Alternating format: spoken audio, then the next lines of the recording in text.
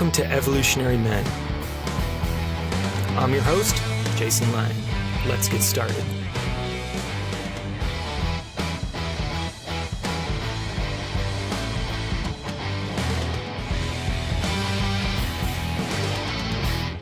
All right, and welcome back, everyone. Today, I'm excited to chat with Elizabeth Anneka, who is a touch coach for men, women, and couples. From her first kiss at 16, Elizabeth has been obsessed with the art of physical intimacy, and a decade of solo world travel, certifications in NLP and transformational breathing, and a genuine love for men fuel her no BS approach to touch, connection, and the gap between them. I am super excited to have her here with me today. We're going to be doing a workshop together in about a month, and got connected to Elizabeth through a big men's conference I was recently at for the second year in a row. And as soon as we started talking, it just became very clear, a lot of overlap, a lot of cool stuff here. So welcome to the show, Elizabeth. Wow, Jason, what a wonderful introduction. Thank you so much for having me. Yeah, I'm so excited to have you here. And I want to kick off actually with part of what I said in the intro, and that's you've been obsessed, right, with the art of physical intimacy since you were 16, that first kiss. And what did 16-year-old Elizabeth notice that most people miss? Oh my gosh, this is my favorite question. Nobody's ever asked me this before. Thank you. I became obsessed with a perfect choreography of a makeout. And what that meant to me was, this sounds so nerdy, and I was a nerd and I am a nerd, but it was like optimizing all of the areas of our bodies. So my boyfriend was, my 16-year-old boyfriend, he was like the popular guy in school, and I was super surprised to have bagged that, as they say, because I was not popular. I was nerdy and scholarly. But when he would make out with me, I wanted so much for him to use my clothes, or like the seams of my clothes, run his hands around, the sleeve of my shirt or under the bra strap before he would take off my bra, just so that like it was drawing it out. It was making this like perfect moment out of otherwise like a hasty, sort of frenzied rush to the whatever the finish line was at that point. It was probably just second base stuff until I was in my early 20s. But there was a sense that he was not optimizing my turn on. And it's still a very heady way of saying it. I wished so badly. I wished so much. And I would have my daydreams in bed. I thought about making out with him all the time. Once we started making out, I couldn't think of anything else. I was completely focused and obsessed. And I would just imagine these like kind of holographic images of what it could be. And then I would try and telepath that to him. And it never worked. It never worked. He never got it. He never found those little crevices and nuances that I think, I just don't think many people are aware of them consciously. Yeah. Oh, that's so beautiful. And I can see even in just how you named that, that's actually a desire a lot of the men I work with have, of like, I kind of just wish there was a roadmap, Yes. And obviously the challenge with that is every unique human being, particularly every feminine being, is totally different, right? The way you interact with one partner might be different than another partner. The way you interact one day might feel completely different to her the next day, right?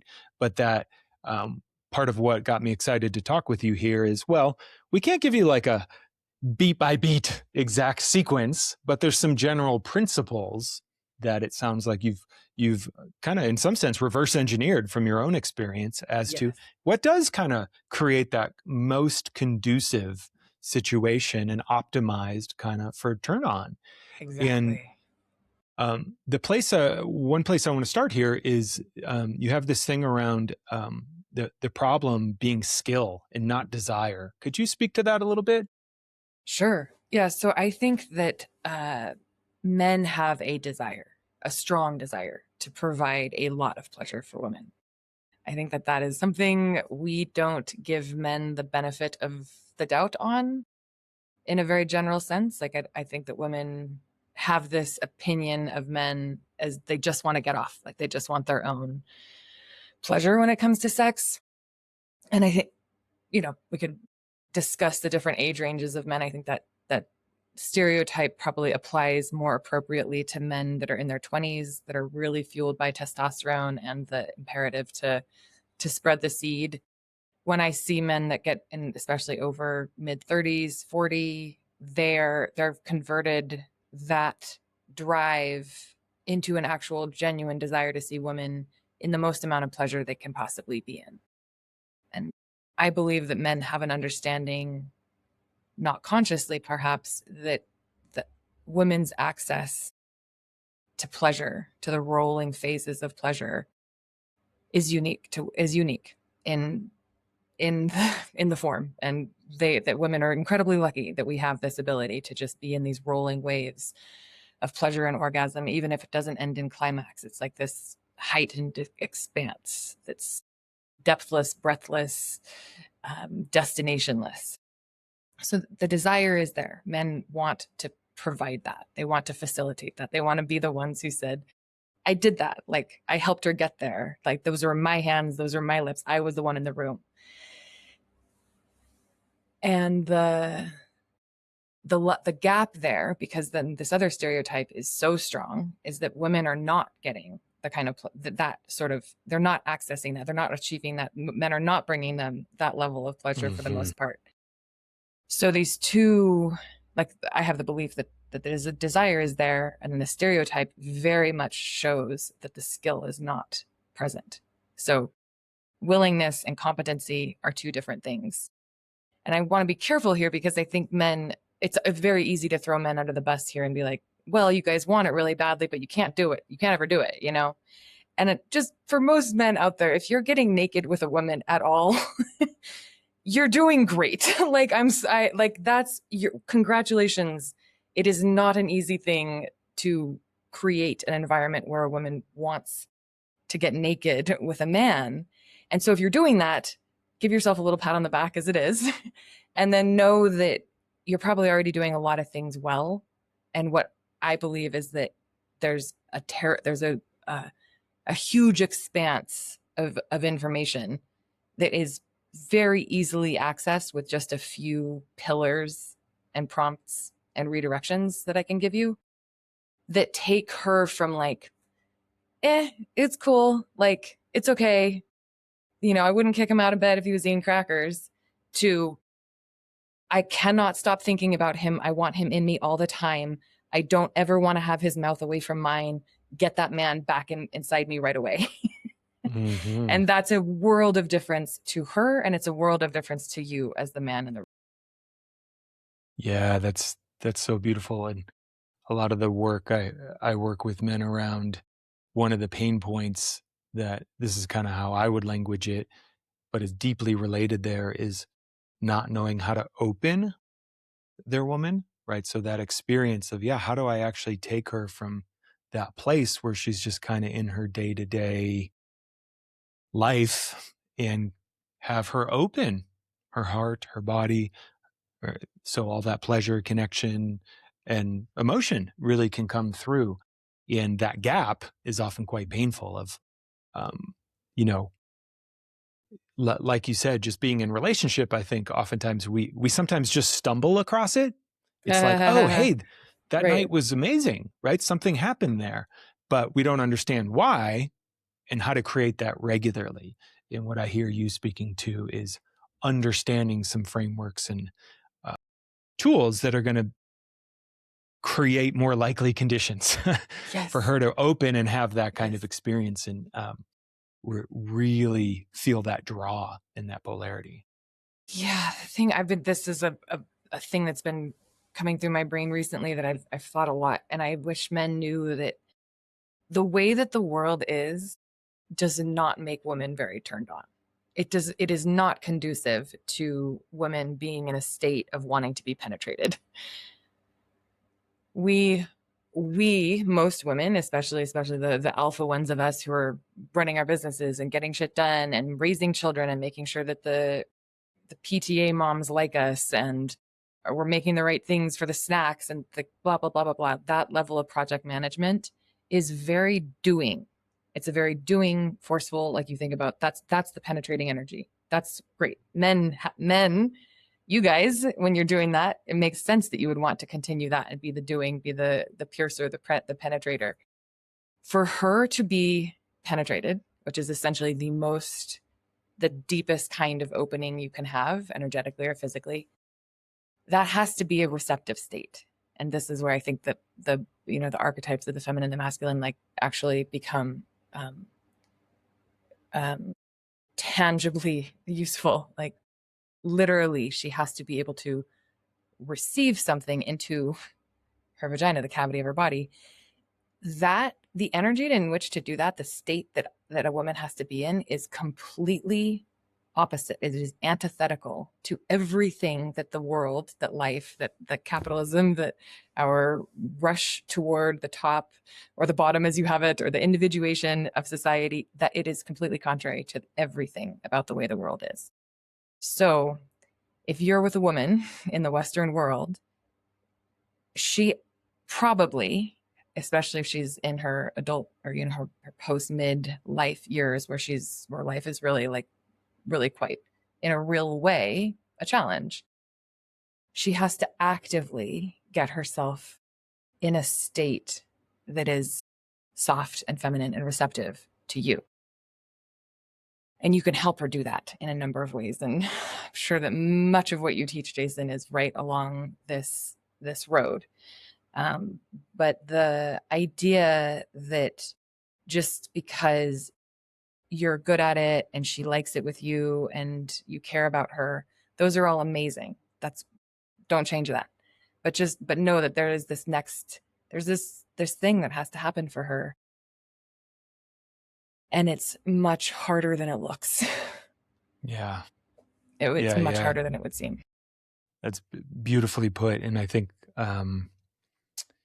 something a lot of us men miss in just the way our nervous systems are wired, our sexuality is wired, and that, yeah, if we're masculine oriented beings in a masculine culture, we're not having to gear shift in quite the same way to get into a sexual or relational moment like the feminine is, who's, yeah, like you said, having to go really against the grain of a whole system and culture and pace and just all of it. That is not particularly conducive to Yeah. softening of any kind. Yeah. So the capacity to create that container, that space to help her soften in transition is really important. Yes. And I think then there's something like I always go to specifics when I can. And my wish for men is if you are looking for a way to do that practically, take something off of her plate and do it competently and manage it for her so that there's no oversight from her on it for you. That's just an easy way of acknowledging how much that is being done by her in this department, and then literally relieving some of the stuff on her plate. Just as I I say can it, see I'm like, right oh there. wow. Like wow. Yeah. And so one of the simplest but most potent, I think, teachings you have that I really want to get across here, you called the bullseye mismatch. Yeah. And so, yeah, walk us through that, because this, I think, in some sense, this is kind of like a matrix moment, just like, oh, Mm. and a lot of things can become very clear for men right off the bat just by this. Yeah, cool. Okay, thank you. That's lovely. I feel excited by the challenge of it being a matrix moment. Yeah, so I think the bullseye is concentric circles. The inner one is red, then I believe the next one is blue, and then the outer one is yellow if you go for prototypical bullseyes. So what if you think about putting a bullseye on a woman's body? I actually kind of articulate that there's sort of two bullseyes. One is on her chest and one is on her vagina. And she's got, say, like an concentric circles outside of that. Men go for they're most focused on in the center of her bullseye. They want to make sure that the vagina moment happens, and they would really want to touch her boobs and her butt, kind of, I call it tits, ass, and pussy tap. So their focus is very driven toward her most sensitive places that are most difficult for her to actually become trusting and turned on by, like basically trusting or turned on by because she could trust. So she actually really wants the bullseyes touched in the concentric circles from outer to inner. She wants to be, I say like contacted, accessed, touched, literally just touched on the outer parts of her body and turned on the outer parts of her body, where she can start to gauge that he's reading the animal of her body well. And then that lets her understand that the internal parts of her legs can open, her arms can, come down, so her bra comes off, like things like this. She can like actually relax and soften from the exterior inward. So the mismatch happens because if you put a bullseye on a man's body around his crotch, that's where he wants to make sure gets touched first. Like that's the focus. Like I'm happy to do all this other stuff if she needs to, but please just let me know that I'm going to get laid tonight. Yeah. Please just let me know that this is going to be a sure thing at the end of the day, So his sense of focus there is what I think drives men to, proceed right to the middle of the gooey, the soft gooey middle. But it actually is the least conducive thing, because the faster you go there, the more likely she is to either shut down, literally, like call it off, like no, you stop it, you're not doing it right, or shut down unconsciously and just kind of go either into freeze or fawn, where you lose that actual like levity and liberty and loveliness that you're there for, really. So yeah, that's the bullseye mismatch. And so I what I what I want men to realize is that you have a lot. You guys really want a woman to touch your genitals, so especially that make sure that gets done, because you don't want to go without sex if you can have it. But if you I mean, it's so trite, but like, patience is a much invoked quality that I think men believe that they have. And I think especially, good men believe that they are patient, and many of them really are in the way that they touch. But the visual of the bullseye should give you like an actual waypoints on your way toward we'll call it a goal, even though we know we don't want to hold it as such. Does that make sense? Yeah, Is that the absolutely. bullseye mismatch? Yeah, it's an Totally. unfortunate. Um, again, oftentimes I think for us men, it's mapping what works for us onto our Yes. partners. That Yes. right? I don't know who came up with the metaphor. You might know, but in some sense, male sexuality is like a blowtorch. Just it's Mm-hmm. on. Here we go. And female sexuality is more like a crock pot. It has to keep warming and opening, and it can be going for a long time. And in some sense, I think the difference is, like you said, the rolling waves, the capacity of the feminine. Like, I don't know if there's a limit to how open a woman can become, because obviously her Yeah. body opens, but then her heart opens, her emotions open, her spirit opens, and that can just keep going Yeah. to some extent to infinity. But for men, to an extent, it's like you're hard or you're not. It's a bit of a binary in some sense. Mm-hmm. And I think Mm-hmm. we map that of, well, that's, I'm ready to go. Like, shouldn't she be ready to go? In that the ring metaphor, I think is so, another way of, I would just frame that is like warming up, right? Starting slow on the outside, allowing the body to relax, to transition, um, to not just go right for it, which I've certainly been guilty of that in the past. And, Mm-hmm. I'm just thinking out loud here, but for a way for men to sometimes get it, I think this is kind of maybe one of the mismatches sometimes, that I actually think a lot of men are the same emotionally. We need to be we Mm, need time to warm up emotionally. So if our partner's like, tell me what are you feeling? Like, what's good? What? Like, I'm still in work mode. Like, I need to transition to where I can become mm, vulnerable and talk about my insides. And obviously, this is a generalization, but I think the feminine is often ready to go there right away. Just like, oh, let's talk. Let's get into what are you feeling? What's going on? mm, And mm, if you're a man, just to think about that, that's kind of the equivalent and more, honestly, that their bodies have to go through. But I guess to some extent, that is one of the challenges a lot of men have is culturally we are not allowed to be emotionally soft. And so we have to, or a lot of the training I do with men is saying, hey, no, you actually can. And there's a lot of forces that want you to close down in order to be a man. But I think just that mismatch alone, that again, it's not that uh, women don't want to be touched there, but 0 to 60 yeah, is often creates closure, right? yeah, It's like too fast. The body can't quite open that fast. So the yeah. bullseye analogy, I think, is really potent. And I am curious because more and more of the guys that work with me are in long-term marriages, Mm, and they've been together with partners for a long time. And, it's, again, I've had to work against it in my marriage, but, kind of get to the point a number of years in where it's kind of well, I put my hand on her butt and that signals I want sex. And, it's not great. Like she doesn't really get opened by that in a sense. But through your experiences or what you've seen with clients, what might ring by ring look like in a mm. long-term relationship? Gosh, that sounds like a super fun thing to think about. Yeah. So I think about touch as being like basic, like there are virtually an unlimited permutations of touch.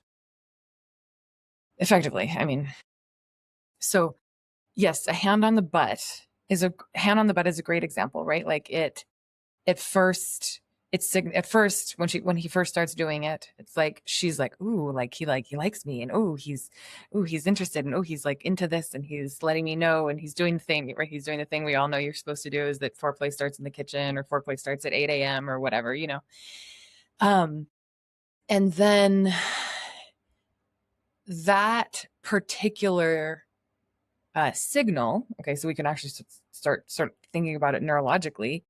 Our brains are designed to mute the things that are recurring, to mute things that happen so frequently we don't need to pay attention to them anymore. Okay, so then, a couple weeks go by, a couple months go by, a couple years go by, and the butt signal is no longer interesting. The brain has converted it into normal, like not exciting, not something that she's scanning and picking up in an interesting way. And then as I feel into it, there's actually a way where it can get coded as resentment, because she's like, oh, he thinks that he's just going to get some if he touches Yes, my butt. And so now she's got a reason to be pissed about the butt grab, or the butt fondle. As totally.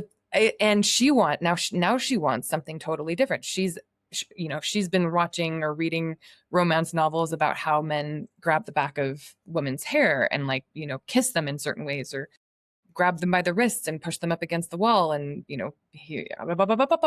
so many things, right? There's so many other things that she's now probably way more receptive to.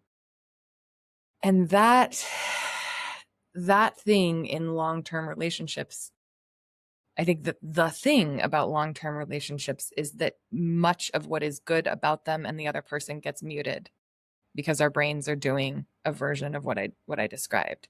And then you're actually spending a lot more of your awareness is on what is not good, what is not working, what is not, in all departments, physical and emotional and financial and all the things. So if I were a guy in a long-term relationship, and assuming that most of my relationship is doing well, like there's not acrimony in other areas, what I would do is I would watch. So one of my classes, what I do is I have men like step into the experience of a woman, like step into the try on, like step into the shoes of the physical experience of another woman. And if you do that, and it takes some practice because it's not an immediate Jedi mind trick, but it does come. It's not actually that complicated. You can sort of see, you can put your body like her body is, and see if you can Mm. think to yourself, where would I want to be touched? So I use the example of a pregnant woman. If you step into the experience of a pregnant woman, immediately you'll understand that her lower back's tight. Just like in a second, you'll realize like her lower back is tight, her pelvis is tilted forward, etc. So that kind of a thing, like stand how your woman's standing, do the things she does, hold your body like she holds her body, and then see where on her body could you touch that might be fun for you and cool for her. And I'll give you some hints. The inner forearm is really, really, really great. The inner forearm is like this gold mine. It's usually accessible unless it's like bundled up in winter. It's incredibly sensitive. It actually suggests a lot that is very sensual. Her hair, even though she might have gotten it in her head that you do not know how to touch her hair well, because most men do not know how to touch women's hair very well. But if you take a hair touching class or come to my program, that is an area that most women are just I mean, it's basically like a gold mine of what is possible for a woman on her scalp. So anything, I mean, you could touch the back of her elbow. You could, oh God, just the possibilities are endless as long as you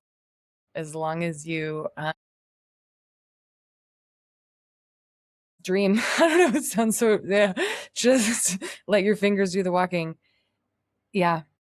Yeah. That's what I would say to somebody who's doing the same kind of touch over and over, is that I love that. it probably got coded. But yeah. Yeah, I mean, what I hear there to some extent is, and there's a lot of research, right? Novelty and just expanding Mm-hmm. your palate, right? So Yeah. expanding the palate and Yeah. that process of put yourself in her body, that's really attunement, right? Like attuned to Yes. what is her experience right now, and can you feel into that and what might open her in some Yes. sense, right? Like, oh yeah, just a little connection on the arm. Wow, we have never done that before, right? That's gonna turn something on Yes. potentially that maybe hasn't Yeah. been turned on in a while. So I really, really love the simplicity of that. Yeah. Um, And I do just want to say again this thing, or um, offer another little bit of a guidance on the feeling into her body thing, because I think actually it sounds like it should be really easy, but I think this is the thing that men have trouble with, is like, and well, okay, like what would she want? I don't know that. Like I'm not her. Okay, so try holding her chin and lifting her head up to yours. Try kissing her on her in the middle of her forehead. And if she's at some level of and this one, use her clothes to direct your touch. So mm, if I was your woman and I'm wearing that, or I'm sorry if this is an audio, you won't see it, but I'm wearing like a, a sleeve that stops on my shoulder. So you could run your hand under the seam of where my sleeve ends, whether it's on my forearm or my shoulder or my wrist. You could do that around the hem of her shirt on her waist. If she's partially naked, do it on any part of her lingerie, and make sure that if her lingerie is pretty or lacy, that you marvel at it, because it was expensive and it's probably uncomfortable. And so she's wearing it for you. yeah, So yeah, they're like, use her clothes are a great clue. And then a lot of anything on the face is really usually a great win for women, because it indicates preciousness, protection. She feels special. She feels seen, like all this stuff, especially in yeah. a long-term relationship. That's usually what is the feeling that women are lacking, is that they're seen and appreciated by their partners. Oh, that's beautiful. And so another piece I want to make sure to get to, and this we'll be spending some more time on the workshop we'll be talking about here at the end, the breath compass. Yeah, tell us a little bit about what this is and why it's so important. Yeah. So this is the kind of foundational thing that I teach. It's how I got into this work. I had dated many men from different cultures. And I noticed that they all escalated touch and intimacy in the same way. And that was the kind of what I alluded to at the beginning with the 16-year-old self, which was harried and frenzied, and it was missing a lot of the components that I would put into a really perfect makeout. So I didn't think I was going to do anything about that except, ask where it was appropriate to receive different kind of touch. But then I dated a man who had taught himself how to use a woman's breath as a compass for her turn on. And that was amazing. It was way more than amazing. I can't even really convey how incredible it was and what it did for a sense of pleasure in my body. But he had to do it because a partner before me had not ever, I believe, orgasmed or had a really difficult time orgasming, even with herself. She wasn't able to describe to him how to do it, how to get her there. So he had to look for different data points. And he was a scientist, so he was very good at creating data points. And what he did was he would notice how she breathed as he touched her and use gauging her intuitiveness or her lack of intuitiveness from her breath. He would adjust his touch. And so essentially he would start doing something that she liked, and he would notice what her breathing pattern was. And then he'd change it a little bit, faster, harder, scratchier, whatever. And if her breath either, basically became more intense in some way, it quickened, deepened, held, then he was onto something that there was a delight there, or like an intrigue. He would do it more.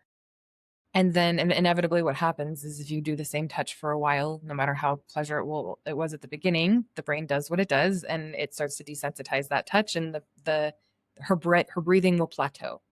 And when her breathing plateaus, you now know to go on to a different kind of a touch. And if the thing you started, if the thing that was the initial touch is not the first thing you try is not that great, you just go back to the last thing that was great and you do that.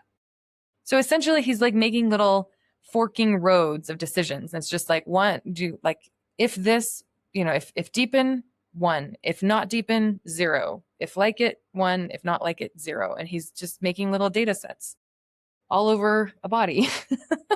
And it's so simple. It's so simple. And the wonderful things about it are that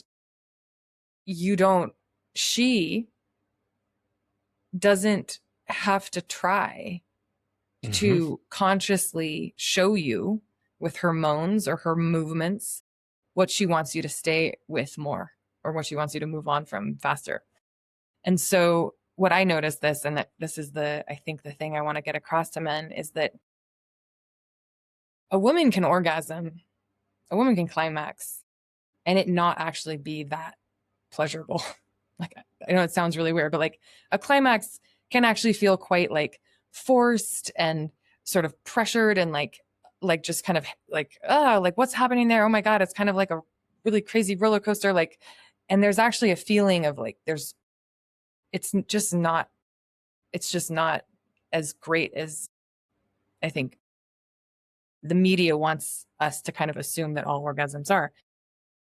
But what is unbelievably incredible is to be in a fully surrendered, released state, so that she's not like every ounce, every amount, every quotient of pleasure that's possible within her skin at any given moment is fully actualized. That's actually, I think, what women want. I don't actually think women are as obsessed with climaxing as men think they are. With some caveats, I think that, women who feel like they cannot or have not been given the chance to are focused and obsessed with it, and they should be. But orgasm, I think, should be the bar should be the low bar. Like the orgasms are like the lowest bar in my world. Like, it's the kind of orgasms where she is not blown out from her body. It's the kind of orgasms that she is along for the entire time. It's the kind of orgasms that roll and deepen and spread and expand beyond everything she's ever known. And she forgets her name and your name. And she wakes up panting and goes, how did you learn to do that? Where did you learn to do that? And that's what the breath does. The breath is this, it's a navigational instrument of the most beautiful kind of pleasure that you can lead a woman through. Fantastic. And so powerful, because I just want to, you named it here, contextualize it from polarity sense, because this does come up in men I work with, right? Who I want to give her pleasure, right? And I don't necessarily know how yet. And so particularly nice guys, I think sometimes can get obsessed with, oh my God, is this super pleasurable for her? Is this okay? Is this not okay? And it comes out verbally. Mm, And right, to answer verbally, like, hey, mm, is this okay? More of this, that's better than, how sex goes for a yeah, lot of people. So I'm not saying yeah, that that's bad, but like you said, that's the floor. The challenge with that is you have to activate a part of your brain that is not surrendered, to take a perspective on what am I yes, feeling right now and how do I want to communicate that. In a very tiny way, it is stepping into your directive yeah, energy, right? Your masculine totally. energy. I have to report on my experience. What you're saying is, by us men learning to attune to the breath, she doesn't have to do that. She's already giving feedback with her body. Our job is just to tune into that. Okay, does this motion open her, deepen her breath, excite her? Does it brace her? Does her breath get shallow? Not in the good way, but in the like, there's less breath there. Yeah. And so I'm going to adjust, right? Without having to slow down and kind of interrupt the moment, so to speak. And then the way you tied that into, I love that, orgasm should be the floor, not the ceiling. I think also ties into, again, like you said, that bullseye thing, where for a lot of men, it's like, well, our pleasure is an orgasm, versus the recontextualization that I think for the feminine, a lot of times there's so much more pleasure than that available. And that's just like one tiny thing, but learning to connect over skin or even just breath, right? Just the power of breath together can be so Mm, potent. Another reason I mm. imagine this is so powerful, because what you're teaching is attunement to her breath, which then you can learn to work that in all kinds of powerful ways. And um, what, in your words and what you've seen with men, what becomes possible for a man when he starts to be able to use her breath as a compass? Good question. So many great things. Because if he's being aware of hers, he's also aware of his. Like there's just an innate awareness there that cannot be un like missed. He can't really go around that. So he's already going to be attuned or more in tune with his own breathing, which is, you and I have spoken about. The breath is it's not just the infallible demonstration of another person's nervous system, but it's the infallible way to get present in our own. The breath is the one thing that is happening within us that is present, always present, always present. So if he's paying attention to her breath, he's paying attention to his breath. Then he is also not paying attention to this large amorphous goal out there in the future of getting her to come, in air quotes. I'm going to make her come is such an aggressive phrase for what we're trying to convey. Like, I'm going to make her come. Ugh. He's his retinas are right sized. So if he's looking at her breath, he's now looking for evidence in her body changes that are way more minute.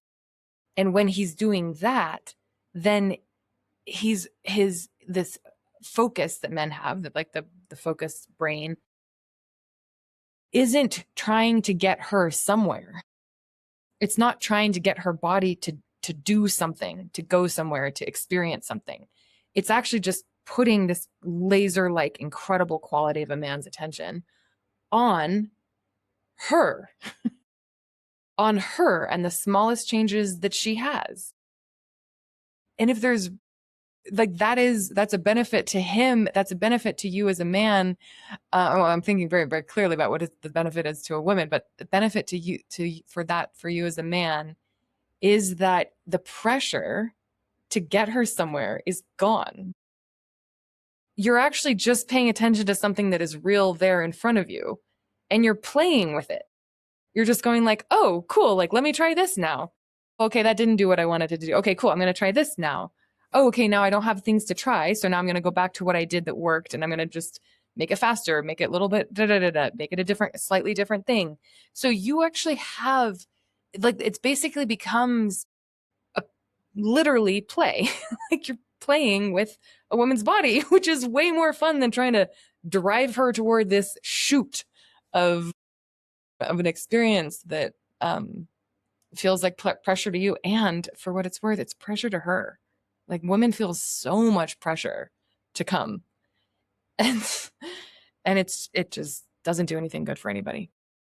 Yeah, I love that, because another way I'll kind of frame that for the benefit for us men, I Yes, mean, that please. word you named is so potent. Removing the pressure of, oh, I have to know what to do, versus, oh, I just get to run experiments and play and then pay Yes. attention. Yes. Run experiments, play, pay attention. And that the beauty of breath, and why I think this is so amazing, it's your kind of central teaching, is it only happens in the present, right? So if I'm paying attention to my partner's breath, like you said, I have to be aware of my breath. That only happens in the moment. And guess what? If my attention is there, guess where it's not?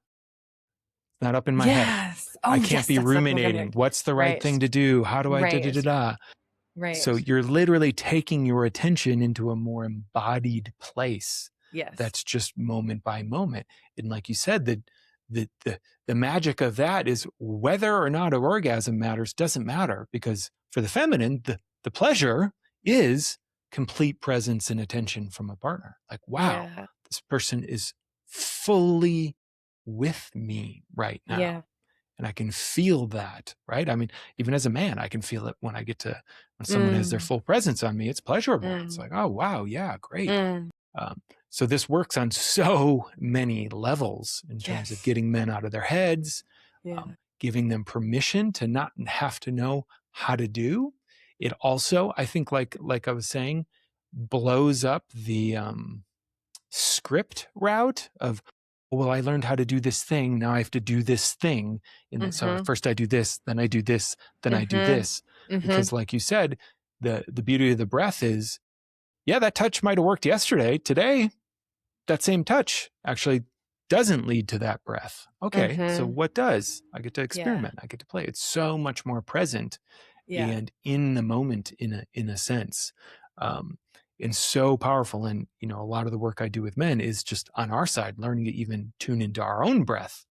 Then we can start to become often much more present to a partner's breath. But it really is the gateway to so much, Yeah. because it's magic in a sense. So I love Yeah. that central Yeah. um, teaching of yours, and how it's like, just by just learning to pay attention to that, in some sense, there's nothing to do. You're just being present with her breath. Exactly. Yes. It's so well said. I really appreciate you naming the thing about pulling out of the head too, because that's one that I do say, but I've forgotten this time. And just like what you've just rearticulated is incredible. And I love that you've just framed it in all the ways that it's great for the man in the moment. And I think that it would be so much more fun, as you say, to just like be like, hey, I'm gonna make the most beautiful creatures on the planet, basically have limitless pleasure. All you have to do is just pay attention to them. Like you get to be naked with them, and you just have to pay attention to them, and you got to touch their bodies. Is that gonna be fine? You like that? And every guy would go, yes, I want that. I want that. I want to be naked with a woman exploring her body. That's what I want. And it's like, that's actually what really good sex feels like when you have it. It's like that you don't, yeah, it's so actually just so native and so simple and so delightful and so lovely and so incredible and so soft and so connected when you're riding that vein. And it's just that really, unfortunately, there are so many weird pressures and stigmas and uh, sort of invisible social agreements that we're all sort of acting out when we're naked in bed with each other that are just so well designed to take us away from that very simple native enjoyment of just being naked with somebody else and enjoying their body. Oh, I love it. So aligned and so excited that you're going to be able to bring a deeper cut of this to. So we're going to be leading. Well, you're going to be leading a workshop, and I'm going to be supporting on August 10th at 5:30 p.m. Pacific. Elizabeth is going to take you guys deeper into some of what she's talking about here, and particularly this breath thing that can be such a game changer, and is why I'm like, okay, this needs to happen. This is something I wish I'd had 20 years ago, right? In terms of, oh yeah, great. That's the education we don't get, right? I think another thing we didn't talk about is most men are coming in and their education is porn, and it's not how life works. It's just not for the guy or the woman, frankly. Right. It's not how our anatomy often works. It's not how hers does. And so what you've laid out here is a different pathway. And so if you're a man listening, or if you're a woman listening and you know a man who might be served by this, just send them over to evolutionarymen.touch, and there's all the information about how you can register there. And as we close out here, I think we'll definitely have to do another one of these sometimes. I feel like we just barely scratched the surface. Sure.